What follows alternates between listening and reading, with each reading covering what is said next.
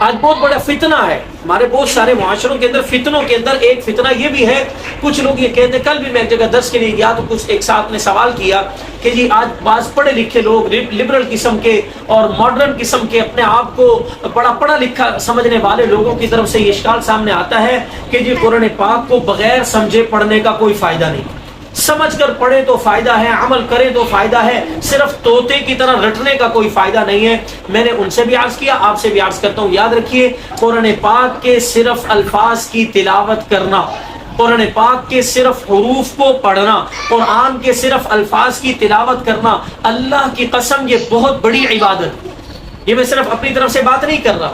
یہ قرآن و سنت سے ثابت ہے باقاعدہ، صرف الفاظ قرآن کو پڑھنا۔ علماء نے لکھا ہے 21ویں سپارے کی پہلی آیت ذرا دیکھیے، اللہ فرماتے ہیں اور اپنے نبی صلی اللہ علیہ وسلم کو حکم دے کے اللہ کہتے ہیں اتلو ما اوحی الیک من الکتاب، فرمایا اس کتاب کی تلاوت کیجیے جو ہم نے آپ کی طرف نازل کی ہے۔ اللہ خود کہہ رہے ہیں تلاوت کرنے کا، اللہ حکم دے رہے ہیں، سمجھ کر پڑھا جائے بہت اچھی بات ہے، لیکن اگر سمجھ نہ بھی آئے تب بھی اس کی تلاوت کریں، اور اس کی تلاوت کا نقد فائدہ کیا ہے۔ یاد رکھیے بعض لوگ جب اشکال کرتے کہ قرآن پاک کو زبانی جو ہے نا دیکھ کر پڑھنے کا کوئی فائدہ نہیں ہے، جب تک ہم ترجمہ نہ پڑھیں، جب تک ہم اس کے روح کو نہ سمجھیں، اس پر عمل نہ کریں۔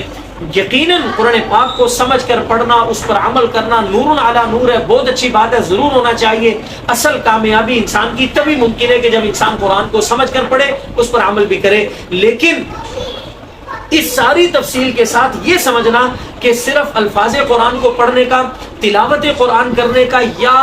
صرف قرآن پاک کو زبانی یاد کرنے کا کوئی فائدہ نہیں ہے، یہ جملہ بالکل غلط ہے، یہ بات بالکل غلط ہے، یہ معنی بالکل غلط ہے، یہ تعبیر بالکل غلط ہے، ہمیں اس سے بچنا چاہیے۔ صرف قرآن پاک کے الفاظ پڑھنے کا بھی فائدہ ہے۔ میں 2-3 موٹے موٹے فائدے آپ سے عرض کرتا ہوں، صرف اپنے گھر سے نہیں، آقا صلی اللہ علیہ وسلم کے فرامین سے۔ مشہور روایت ہے، آپ نے سنا ہے، بچوں کو بچپن سے یاد کروائی جاتی ہے۔ آپ صلی اللہ علیہ وسلم نے فرمایا کہ انسان جب قرآن پاک کی تلاوت کرتا ہے، ایک حرف پڑھنے پر اللہ جل جلالہ اسے 10 نیکیاں عطا فرماتے ہیں، 10 نیکیاں عطا فرماتے ہیں۔ اور اس حدیث کے اندر جو مثال آپ صلی اللہ علیہ وسلم نے بیان فرمائی، ذرا دیکھیے ذرا بلاغت اور فصاحت کیا خوبصورت ہے آپ صلی اللہ علیہ وسلم کی۔ فرمایا میں یہ نہیں کہتا کہ الف لام میم، الف لام اور میم یہ جو ہے نا وہ ایک حرف ہے، نہیں، فرمایا الف الگ حرف ہے، لام الگ حرف ہے، میم الگ حرف ہے۔ 3 حرفوں کی مثال دی ہے، الف پڑھنے پر بھی